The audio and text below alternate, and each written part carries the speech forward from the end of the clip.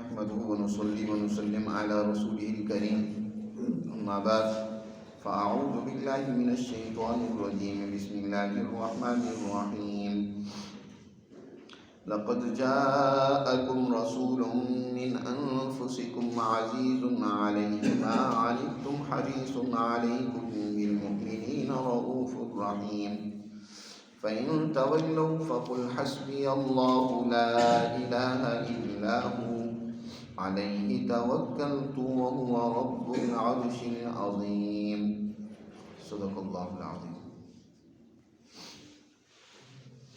یہ سورہ توبہ کی آخری دو آیات ہیں۔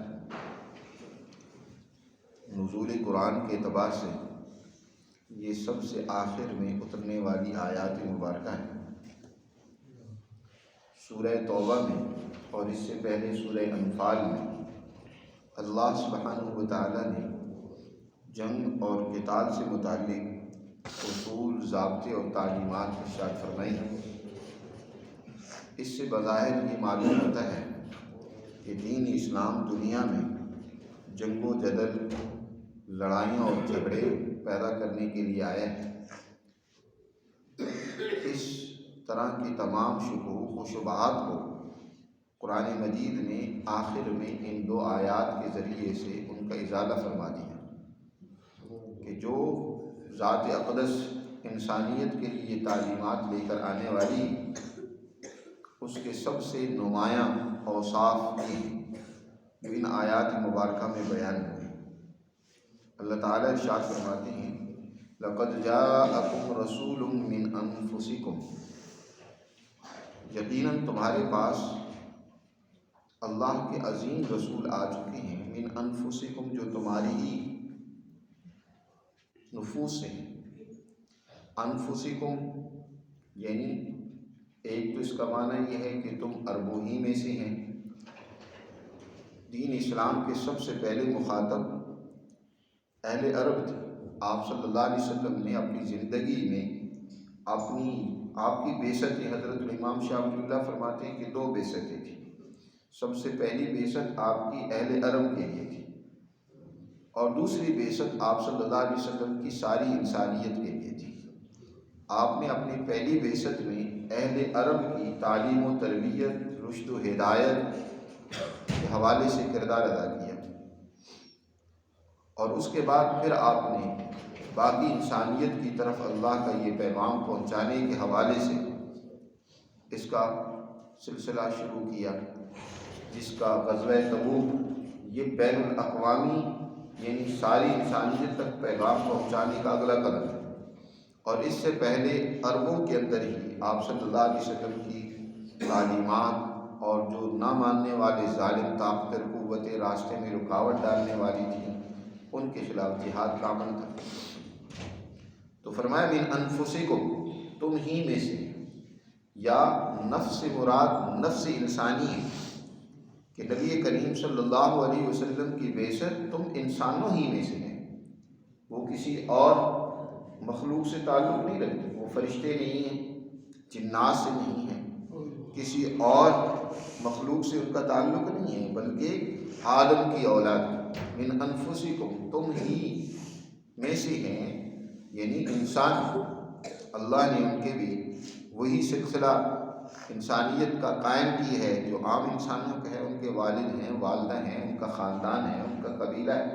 من انفسکم، انفس کی ایک قرات جو ہے جس کو قرات شاذہ کہتے ہیں وہ انفس ہے، انفس، اور قرات شاذہ بھی تفسیر کا حکم رکھتی ہے۔ اس اعتبار سے یہ قرات ہی ہوگی من انفسکم۔ انفس نفیس کا مبالغہ ہے، یعنی تم میں سے زیادہ نفیس ہے۔ اللہ نے تمہارے پاس ایک رسول بھیجے جو تمہارے پاس آئے ہیں اور تم میں سے زیادہ ان کے اندر نفاست، نزاکت اور ہر اعتبار سے ان کے اندر خوبی موجود ہے۔ صحابہ کرام رضوان اللہ تعالی علیہم اجمعین جو سب سے پہلے آپ کی تربیت یافتہ ہے، انہوں نے حضور صلی اللہ علیہ وسلم کی نفاست کا مشاہدہ کیا، انتہائی درجے کے نفیس انسان آپ سمجھتے ہی ہیں وہ ہوتا ہے کہ جو انتہائی نازک بھی ہوتا ہے اور انتہائی اپنے اندر خوبصورتی کو لیے ہوئے ہوتا ہے۔ آپ صلی اللہ علیہ وسلم کی خوبصورتی اور کمالات سے متعلق بے شمار احادیث مبارکہ ہیں۔ میں ایک صرف حضور صلی اللہ علیہ وسلم کی زندگی کا ایک واقعہ ذکر کرتا ہوں جس سے آپ کی نفاست کا پتہ چلے گا۔ آپ صلی اللہ علیہ وسلم کے پاس ایک خاتون ہے اور آ کر عرض کرنے لگی کہ اے اللہ کے رسول صلی اللہ علیہ وسلم، میری بیٹی کی شادی ہے۔ عموماً عربوں میں جب کسی کے ہاں بچی کی شادی ہوتی تھی تو خوشبوؤں کی دھونی دی جاتی تھی، گھر کو مہکایا جاتا تھا۔ آج بھی جس گھر میں شادی ہوتی ہے اس گھر کو صاف ستھرا کیا جاتا ہے اور لائٹنگ وغیرہ یا روشنی کی جاتی ہے، اور اس میں کوئی حرج والی بات نہیں ہے۔ بعض لوگ وہ بہت ہی زیادہ سادگی کا مظاہرہ کرتے ہیں، نہ تو کوئی روشنائی کا انتظام کرتے ہیں، نہ کوئی اور کسی ایسی چیز کا اظہار کرتے ہیں جس سے پتہ چلے کہ اس گھر میں شادی ہے۔ یاد رکھو یہ بھی طریقہ ٹھیک نہیں ہے۔ نبی کریم صلی اللہ علیہ وسلم نے شادی کے بارے میں فرمایا اعلنوا، اعلان کرو، لوگوں کو پتہ چلے کہ اس گھر میں جو بچی تھی اس کا رشتہ ہو گیا ہے، یا بیٹا تھا تو اس کا رشتہ ہو گیا۔ اب وہ اعلان کا کیا طریقہ ہو سکتا ہے؟ یہی مثلاً کہ آپ نے گھر میں لائٹنگ کر رکھی ہے، کوئی حرج نہیں ہے، لوگوں کو پتہ چلے کہ یہ شادی ہے، یا اور اس طرح کوئی نہ کوئی جو بھی ذریعہ اس دور کا ہو سکتا ہے۔ حضور صلی اللہ علیہ وسلم کے زمانہ میں اگر دف بجا کر اس کا اظہار ہوتا تھا، بچیاں دف بجاتی تھیں، اکٹھی ہو جاتی تھیں اور اس شادی کا اظہار کے لیے کچھ ترنم بھی ہوتا تھا۔ تو بعض لوگ بالکل ہی اتنی سادگی میں لے جاتے ہیں، اس کو دین قرار دیتے ہیں کہ یہ دین کا تقاضا ہے، حالانکہ دین اتنی بھی تنگی پیدا نہیں کرتا کہ بالکل آپ خوشی کے موقع پر خوشی کا اظہار ہی نہ کریں۔ خوشی کا موقع ہے تو خوش ہونا چاہیے، غمی کا موقع ہے تو پھر غمی اور پریشانی آنی چاہیے۔ یہ انسان ایسا نہیں ہے کہ خوشی کے موقع پر بھی پریشان نظر آئے اور پریشانی کے موقع پر تو انسان پریشان ہوتا ہی ہے۔ یہ دین فطرت ہے۔ تو ایک خاتون آئی حضور کی خدمت میں اور اس نے کہا اللہ کے رسول میں غریب ہوں، میرے پاس خوشبو کے لیے کوئی انتظام نہیں ہے، گرمیوں کا موسم تھا۔ آپ صلی اللہ علیہ وسلم نے فرمایا اچھا کوئی بات نہیں، ادھر کوئی شیشی لے کر آؤ۔ آپ صلی اللہ علیہ وسلم نے اپنا پسینہ مبارک پیشانی سے اتار کر، پسینہ آیا ہوا تھا، وہ شیشی میں ڈال دیا، فرمایا اس کو گھر میں چھڑکو، لگا دو۔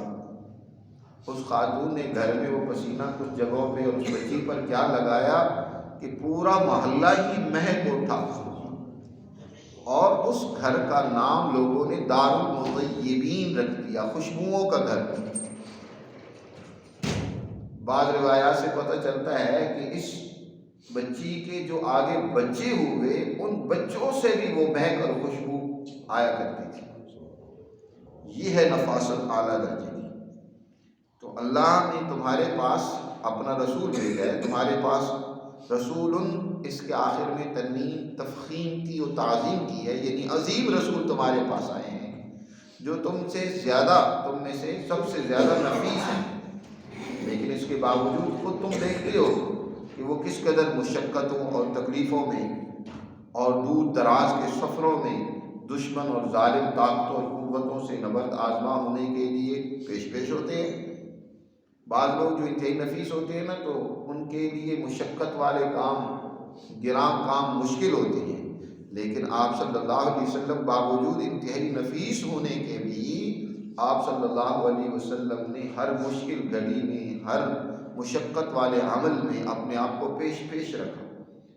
خندق کی کھدائی ہو رہی ہے تو آپ خود اس میں شریک ہیں، مسجد نبوی کی تعمیر ہو رہی ہے تو خود پتھر اٹھا کر آپ نصب کر رہی ہیں، دیواریں چن رہی ہیں جی۔ اسی طرح غزوہ تبوک میں خود آپ صحابہ کے ساتھ شامل ہیں۔ اس غزوے میں بے شمار واقعات پیش آئے، ایسا بھی موقع آیا کہ پانی بالکل ختم ہو گیا، آپ صلی اللہ علیہ وسلم نے اپنے اس دستے شفا سے، دستے قدرت سے اور آپ صلی اللہ علیہ وسلم کی دعا سے لوگوں کے لیے پانی کا مختلف موقعوں پر انتظام ہوا، بے شمار واقعات سیرت کی کتابوں میں آتے ہیں۔ اور اسی طرح آپ صلی اللہ علیہ وسلم ہر مشکل گھڑی میں صحابہ کے ساتھ ہوتے تھے، اکیلے نہیں۔ آپ جیسے کہ یہاں کے لیڈروں اور رہنماؤں کا کام ہوتا ہے کہ لیڈر صاحب پیچھے ہوتے ہیں اور عوام وہ بیچاری دھکے اور تکلیف اٹھا رہی ہوتی ہے، نہیں۔ فرمایا آگے اس لیے اگلا جو جمعہ ہے، عزیز علیہ ما عنتم، یہ تمہارے پاس تمہیں میں سے رسول آئے ہیں جن پر تمہاری مشقت اور تکلیف بڑی گراں گزرتی ہے۔ عزیز علیہ ما عنتم، تم کسی مشکل میں پڑو، تکلیف میں پڑو، حضور صلی اللہ علیہ وسلم کو برداشت نہیں ہوتا تھا کہ تمہیں کسی قسم کی تکلیف دینا یا تمہارے اوپر کوئی اور تکلیف آئے، حضور صلی اللہ علیہ وسلم کو برداشت نہیں ہے۔ قرآن نے کتنی بڑی حضور کی سیرت اور حقیقت بیان کر دی ہے کہ حضور صلی اللہ علیہ وسلم تمہاری مشقت کو برداشت نہیں کرتے، اس لیے آپ کو فکر رہتی ہے۔ تو یہ جس قدر بھی جنگیں ہوئی ہیں، یہ جنگیں بھی در حقیقت تمہیں تکلیف میں ڈالنا نہیں ہے، بلکہ تمہارے مستقبل کو درست کرنا، راہ راست پر لانا، تم سے ظلم کو ختم کرنا حضور صلی اللہ علیہ وسلم کے پیش نظر ہے۔ آپ ہر موقع پر صحابہ کرام کے لیے، امت کے لیے آسانی اور سہولت کا راستہ تلاش کرتے تھے۔ رمضان مبارک میں تراویح کا معاملہ بھی اسی قبیل سے ہے کہ آپ صلی اللہ علیہ وسلم نے ایک رات مسجد نبوی میں آپ نے نوافل شروع کیے بغیر کسی کو دعوت دی۔ کچھ لوگوں کو پتہ چلا تو حضور کے ساتھ شریک ہو گئے۔ آپ صلی اللہ علیہ وسلم نے نماز تراویح ان کو پڑھائی۔ دوسرے دن پھر اسی طرح زیادہ لوگوں کو پتہ چلا کہ حضور صلی اللہ علیہ وسلم نے رات اس طرح نوافل پڑھائے ہیں رمضان میں، تو اور لوگ اکٹھے ہو گئے۔ تیسرے دن جو ہے وہ آپ صلی اللہ علیہ وسلم کے ساتھ نماز پڑھنے کے لیے کثیر تعداد صحابہ کی آ گئی، اور چوتھے دن تو مسجد ہی بھر گئی۔ آپ اپنے حجرے سے دیکھ رہے ہیں صحابہ انتظار میں مسجد میں بیٹھے ہوئے ہیں کہ ابھی حضور تشریف لاتے ہیں، نماز پڑھائیں گے، آپ نہیں تشریف لائیں۔ صحابہ کہتے ہیں کہ ہم مسجد میں بیٹھے ہیں، کھنگورنے لگے کہ حضور شاید آرام فرما رہے ہیں، چلو سو گئے ہوں گے تو اس سے آپ بیدار ہو جائیں اور تشریف لیں۔ آپ صلی اللہ علیہ وسلم فجر کی نماز کے لیے تشریف لائے، نماز پڑھائی، اور اس کے بعد فرمایا کہ میں تمہارے رات کے عمل کو دیکھ رہا تھا، تم کس طریقے سے کھانسی کر رہے تھے اور کس طریقے سے مجھے بلانے کی کوشش کر رہے تھے۔ میں خود ارادتاً نہیں آیا، اور اس لیے نہیں آیا کہ اگر میں آج بھی آ جاتا اور تمہارا اس قدر جذبہ جو میں نے دیکھا ہے، یہ دونوں چیزیں مل جاتی تو ہو سکتا تھا کہ یہ نماز تم پر فرض کر دی جاتی اور پھر تم مشکل میں پڑ جاتے، مشقت میں پڑ جاتے۔ تمہاری مشقت کے ڈر سے میں نے باوجود اس کے کہ حضور صلی اللہ علیہ وسلم خود بھی نماز کے حریص ہیں، امت کے لیے بھی نماز کی اتنی ترغیب ہے، لیکن امت کو مشقت میں ڈالنا آپ کو گوارا نہیں تھا۔ سہولت اور آسانی آپ صلی اللہ علیہ وسلم امت کے لیے پسند فرمایا کرتے تھے۔ اسی طرح ایک دفعہ صحابہ کرام کے درمیان تشریف فرما ہے، آپ نے حج سے متعلق فرمایا کہ حج صاحب استطاعت پر فرض ہے، من استطاع الیہ سبیلا، جو استطاعت رکھتا ہے سفر کی تو اس پر حج کرنا ضروری ہے۔ ایک صحابی پوچھنے لگے اللہ کے رسول، ہر سال حج کرنا فرض ہے؟ آپ خاموش ہو گئے۔ اسی طرح کچھ وقت گزرا، پھر اس نے سوال کیا کہ اللہ کے رسول کیا ہر سال حج کرنا فرض ہے؟ آپ نے پھر خاموشی اختیار کی۔ پھر اسی طرح اس نے سوال کیا تو حضور صلی اللہ علیہ وسلم نے فرمایا تنبیہ کرتے ہوئے کہ تم ایک بات کو پوچھے جا رہے ہو، اگر میں ہاں کہہ دیتا نا تو ہر سال حج کرنا فرض ہو جاتا اور تم اس کو نبھا نہ پاتے، اس لیے جو بات جتنی بیان کر دی جائے اس کو قبول کر لیا کرو اور اس کے مطابق جتنا ہو سکے عمل کرو۔ حضور صلی اللہ علیہ وسلم حضرت معاذ بن جبل اور علی رضی اللہ تعالیٰ عنہ کو یمن میں بھیجنے لگے، بلکہ حضرت ابو موسیٰ عشری اور معاذ تھے، ان دونوں کو گورنر بنا کر بھیجا یمن میں، تو کیا فرمایا یسرا، وہاں لوگوں کے ساتھ آسانیاں پیدا کرنا، ولا تعسرا، مشکلات نہ پیدا کرنا، ان کے لیے تنگی پیدا نہ کرنا، یسروا ولا تعسروا، حضور اکثر فرماتے ہیں آسانیاں پیدا کرو۔ تو آپ صلی اللہ علیہ وسلم اپنی امت کے لیے تکلیف کو، ان کی مشقت کو دینی اعمال کے حوالے سے بھی پسند نہیں کرتے تھے کہ کسی قسم کی مشقت میں مبتلا ہو۔ حضرت عبداللہ ابن عمر رضی اللہ تعالیٰ عنہ حضور کے پاس آئے، اے اللہ کے رسول مجھے اجازت دے کہ میں روزانہ ایک قرآن ختم کیا کروں۔ آپ نے فرمایا نہیں۔ کہا اللہ کے رسول 2 دن میں اجازت دے دیں۔ فرمایا نہیں، اس کی اجازت نہیں ہے۔ 3 دن، 4 دن، 5 دن، اس طرح وہ اجازت مانگتے رہے، یہاں تک کہ 7 دن پر حضور نے ارشاد فرمایا چلو 7 دن میں ختم کر لیا کرو، لیکن یہ بھی زیادہ ہے۔ اب قرآن پڑھنے کے حوالے سے ایک صحابی، اس کا جذبہ ہے، وہ حضور سے درخواست کر رہے ہیں کہ اللہ کے رسول مجھے اجازت دیں، لیکن آپ اجازت نہیں مرامت فرما رہے۔ فرمایا تم سے نبھایا نہیں جا سکے گا، تمہارے لیے مشکل ہوگی۔ تو آپ صلی اللہ علیہ وسلم کی ذات گرامی تو ایسی ہے کہ تمہاری تکلیف کو برداشت نہیں کرتی، تمہیں کسی قسم کی مشقت میں ڈالنا انہیں گوارا نہیں۔ عزیز علیہ ما عنتم، تمہاری مشقت اور تکلیف ان پر بڑی گراں گزرتی ہے۔ اور آگے فرمایا حریص علیکم، وہ تو تمہاری فلاح اور کامیابی کے حریص ہیں۔ حریص ہمارے ہاں اردو میں جس کو لالچی کہتے ہیں، کسی کو پیسے کا لالچ ہوتا ہے، کسی کو عورت کا لالچ ہوتا ہے، کسی کو کسی اور چیز کا حرص اور لالچ لگ جاتا ہے کہ بس یہ چیز مجھے ملنی چاہیے۔ یہاں حضور صلی اللہ علیہ وسلم کے لیے جملہ کہا جا رہا ہے کہ آپ ان کی کامیابی کے حریص اور لالچی ہیں کہ یہ لوگ کس طرح کامیاب ہو جائیں۔ تمہاری دین اور دنیا کے حوالے سے دونوں طرح وہ تمہیں کامیاب دیکھنا چاہتے ہیں، ان کی تو یہ خواہش ہے، وہ تو اس کے حریص ہیں۔ حریص علیکم، کہ کس طرح میرے یہ امت، یہ میری جماعت وہ کامیابی کے منازل طے کر لیں۔ اور اس کے بعد مزید فرمایا بالمؤمنین رؤوف الرحیم، خاص طور پر ایمان والوں کے لیے تو انتہائی رؤوف اور رحیم ہے۔ رؤوف رحیم، 2 صفتیں اکٹھی، انتہائی مہربان، انتہائی شفیق ایمان والوں کے لیے۔ پہلے بھی جو 2 جملے ذکر کیے ہیں، عزیز علیہ ما عنتم، حریص علیکم، اس میں ایمان والوں کی صفت نہیں ہے، بلکہ آگے ایمان والی بالمؤمنین کا ذکر آگے ذکر کیا رؤوف الرحیم کے ساتھ۔ تو معلوم ہوا حضور صلی اللہ علیہ وسلم کو کسی انسان کی بھی مشقت اور تکلیف برداشت نہیں تھی، وہ چاہے کافر ہی کیوں نہ ہو۔ تو اب کافروں کے خلاف جو حضور جنگ اور جہاد کر رہے ہیں، یہ تو ناگزیر حالت ہے۔ یہ نہیں ہے کہ آپ کا کوئی شوق ہے کہ دنیا میں لوگوں پر جنگ مسلط کی جائے، لوگوں کو قتل کیا جائے، وہ تو مجبوری کی حالت ہے۔ حضرت علی رضی اللہ تعالیٰ عنہ جو آپ کی تربیت یافتہ ہیں،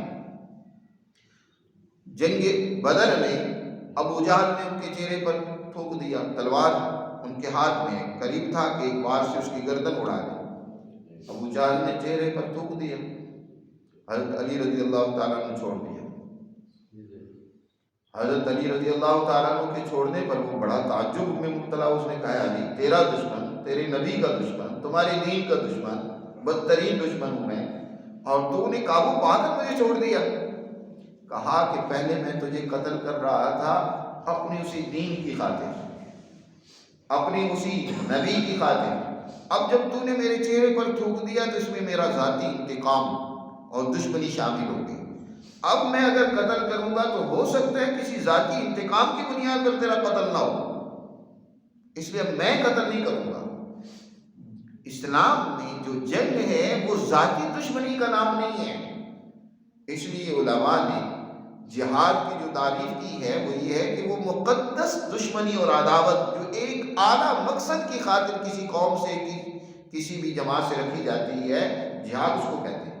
مقدس دشمنی، مقدس دشمنی کا مطلب یہ ہے کہ وہ کسی ذاتی لالچ، کسی اور مفاد کی خاطر نہیں۔ یہی وجہ ہے کہ نبی کریم صلی اللہ علیہ وسلم سے جب جہاد فی سبیل اللہ کے بارے میں سوال کیا گیا کہ ایک آدمی اپنے کسی مال کی خاطر کسی سے لڑتا ہے اپنی قوم اور قبیلے کی حمیت میں لڑتا ہے، بہت ساری چیزیں ذکر کی گئی کہ اس کی خاطر لڑتا ہے، تو وہ کیا جہاد فی سبیل اللہ ہوگا؟ کہا کہ نہیں، ان میں سے کوئی بھی جہاد فی سبیل اللہ نہیں ہے۔ جہاد فی سبیل اللہ تب ہوگا جب اس کی لڑائی اس لیے ہوگی لِتَكُونَ كَلِمَةُ اللَّهِ هِيَ الْعُلْيَا، کہ دنیا میں اللہ کا دین، اللہ کا نظام جو ساری انسانیت کی فلاح و کامیابی کا ہے، انہیں نجات دینے کا ہے، وہ دنیا میں غالب ہو جائے۔ اس کا مقصد کوئی ذاتی مفاد، کوئی خاندانی، کوئی گروہی، کوئی علاقائی، کوئی نسلی پیچھے جذبہ کار فرمانا ہو، بلکہ پیچھے جذبہ صرف ہو تو اللہ کا دین جو عدل و انصاف، امن، انسانیت کی کامیابی اور نجات کے لیے آیا ہے، اس کا نظام قائم کرنا، اس کو غالب کرنا، یہ مقصود ہے۔ تو آپ کی جنگیں یہ محض لوگوں کے قتل و قتال کے لیے نہیں ہیں۔